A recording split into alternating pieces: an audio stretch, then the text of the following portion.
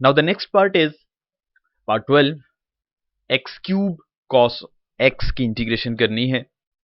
Here are two functions, one is x cube and other is cos x.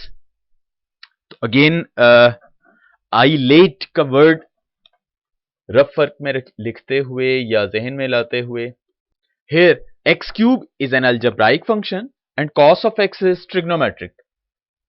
Algebraic should be first before trigonometry, और यहां पर तरतीब वही है, यानी algebraic फंक्शन ट्रिग्नोमेट्रिक से पहले लिखा हुआ है। सो हम अपनी इंटीग्रेशन बाय पार्ट्स स्टार्ट करेंगे यूजिंग दैट फॉर्मूला। लिहाजा first function as it is रहा, एक्स क्यूब कॉस एक्स की इंटीग्रेशन। ये डायरेक्टली हम पहले भी बात कर चुके हैं, आप इस वो फॉर्मूला लिखे बगैर स्टेप स्किप कर सकते हैं। कॉस एक्स की integration sine x minus sine x as it is, मतलब जिसकी इंटीग्रेशन कर ली है, जो v हम फॉर्मूले में लिखते थे ये वही आ गया, और एक्स क्यूब जो फर्स्ट फंक्शन था उसका derivative 3x²। So the next step is x cube sine x, integrate हो चुका है, ये एज इट इज आ जाएगा। -3 is the constant term, integration के साइन से बाहर, x² साइन एक्स बच गया आपके पास। अगेन अभी भी हमारे पास इंटीग्रेंट के तौर पर दो फंक्शंस एज अ प्रोडक्ट मौजूद हैं। इसका मतलब है again by parts integration use करेंगे हम लोग। So x cube sine x as it is रहा, -3 ये कांस्टेंट मौजूद है। अब इस पर जब बाय पार्ट्स हम अप्लाई करेंगे तो x² as it is first function, sine की integration which is minus cos x, ये माइनस फॉर्मूले का जो बाय पार्ट्स में आता है, इंटेग्रल माइनस कॉस एक्स, ये दोबारा एज इट इज लिखेंगे, और x² का डेरिवेटिव 2x। सो ये इंटीग्रेशन बाय पार्ट्स हमने इस पर x² साइन एक्स पर लगाई कि u as it is v का इंटेग्रल, फिर v का इंटेग्रल आता है और u का डेरिवेटिव 2x। तो इस तरह आपके पास इंटीग्रेशन हुई x² साइन एक्स की। ब्रैकेट ओपन की तो x³ sign x minus and minus, ये 3x², यहां से बचा minus cos x, minus and this minus will become +3, और यहां से माइनस कॉस एक्स 2x आ गया। Now x³ sign x minus and minus +3x² cos x, and plus and minus will become -3 2s are 6, integrant के तौर पर x and cos x आ गया। Sorry, this one is extra x, तो x cos x।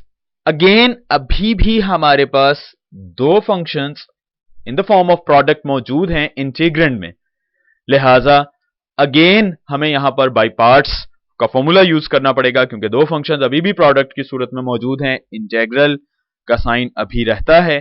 तो further जब integration करेंगे तो x³ sine x +3x² cos x, ये तो एज इट इज आ जाएगा -6। अब x cos x की इंटीग्रेशन हो रही थी तो x एज इट इज रहा, cos x की इंटीग्रेशन साइन एक्स माइनस फिर साइन एक्स, यानी जो v का इंटेग्रल कर लेते थे वही यहां पर आता है, और x का derivative which is 1। Now x³ sine x 3x² cos x, ये तो वैसे ही आ गया, -6 मल्टीप्लाई हुआ x साइन x है, और माइनस एंड माइनस +6 इससे भी मल्टीप्लाई होगा, और इंटेग्रल में आपके पास सिर्फ अब साइन x बच गया है। एक सिंगल फंक्शन है और साइन x का इंटेग्रल अवेलेबल है, ये फॉर्मूला लगाया तो x³ sine x +3x² cos x, ये वैसे ही आ गया, -6x sine x as it is आ गया। अब साइन x की सिर्फ इंटीग्रेशन रह गई थी करने को, तो साइन x का इंटेग्रल हुआ माइनस कॉस x, और plus constant of integration add किया।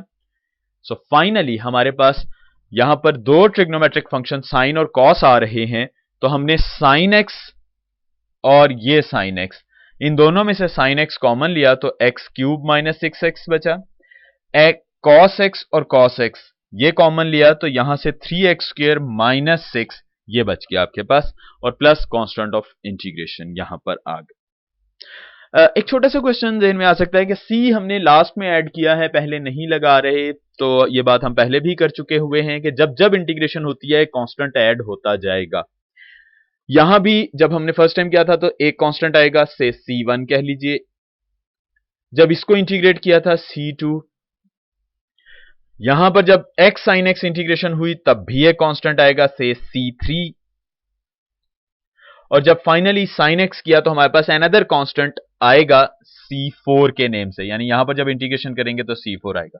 तो देखिए आप लोग यहां c1 प्लस c2, ये माइनस से c3 और प्लस c4, जब हम डिफरेंट कांस्टेंट्स ऐड या सब्ट्रैक्ट करेंगे, लाइक अगर हमारे पास कोई कांस्टेंट्स नंबर 2 -5 +3 +4 ये इस सूरत में मौजूद हैं, तो आप देखिए 3 + 2 5 -5 0 +4, तो रिजल्ट भी तो एक कांस्टेंट नंबर ही आता है।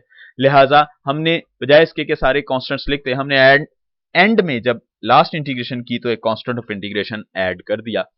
लेकिन बहरहाल जब जब इंटीग्रेशन होगी ये कांस्टेंट ऑफ इंटीग्रेशन ऐड होगा, और इस तरह आपके पास हमने सिर्फ लास्ट में c लिख दिया, और यही आप प्रैक्टिस बाकी क्वेश्चन में भी कर लीजिए कि लास्ट में जब लास्ट इंटीग्रल हुआ तो आप c ऐड कर दीजिए, तो इस तरह आपके पास कांस्टेंट ऑफ इंटीग्रेशन आ जाएगा।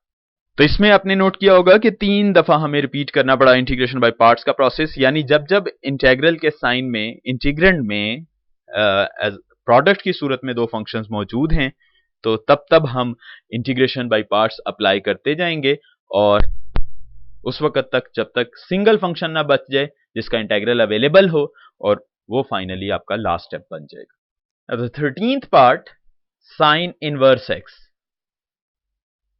सिंगल फंक्शन, और ये हम पहले भी बात कर चुके हुए हैं जब हमने tan इनवर्स के क्वेश्चन किए थे कि इनवर्स फंक्शंस के इंटीग्रल अवेलेबल नहीं है, और जब जब इंटीग्रेंड में सिंगल फंक्शन आएगा जो कि इनवर्स हो, साइन इनवर्स या tan इनवर्स या log भी, तो उस सूरत में हम अपने पास से एक सेकंड फंक्शन अटैच करेंगे 1 की सूरत में। कोई क्वेश्चन में फर्क नहीं पड़ेगा क्योंकि sine inverse x into 1 remain sine inverse x, लेकिन इस तरह आपके पास दो फंक्शंस नजर आ जाएंगे हमें, और उसको हम बाई पार्ट्स कर कर आगे चला सकते हैं।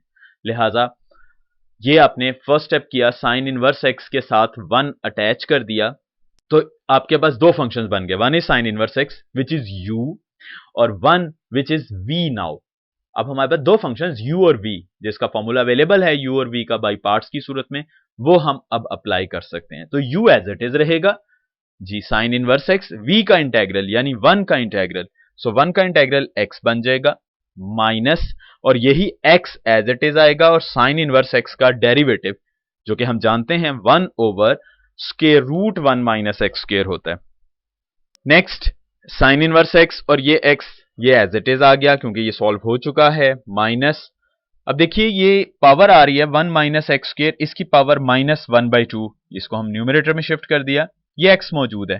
तो आप देखिए हम 3.2 में ये क्वेश्चन सॉल्व कर चुके हैं इस तरह के कि जब भी पावर फंक्शन आए तो कोशिश करनी है कि इसका डेरिवेटिव आगे बनता हुआ नजर आ जाए। इस तरह करने से आपके पास एक फॉर्मूला अवेलेबल है कि पावर रूल इंप्लीमेंट हो सकता है 1 ऐड करने से पावर में। तो डेरिवेटिव बन रहा है जो पावर के अंदर एक्सप्रेशन है उसका -2x, 1 का 0 माइनस एक्स स्क्वायर का -2x, x अवेलेबल था, -2 नहीं था, तो -2 से मल्टीप्लाई और -2 से डिवाइड कर दिया। इस तरह आपके पास इसका डेरिवेटिव कंप्लीट हो गया 2x की सूरत में। तो अब इसकी इंटीग्रेशन हो सकती है, ये तो अगेन एज इट इज आ गया portion, minus and minus plus 1/2, इसकी पावर में 1 ऐड करेंगे तो -1/2 में जब 1 ऐड किया जाता है तो पावर 1/2, और यही पावर से डिवाइड हो जाता है ये, यानी n+1 ओवर n+1 वाला फॉर्मूला, और साथ प्लस कांस्टेंट ऑफ इंटीग्रेशन, ये 2 से कैंसिल होगा, तो x sine inverse x plus square root 1 minus x square बच जाएगा, and plus constant of integration. So this one is the solution of sine inverse x की integration.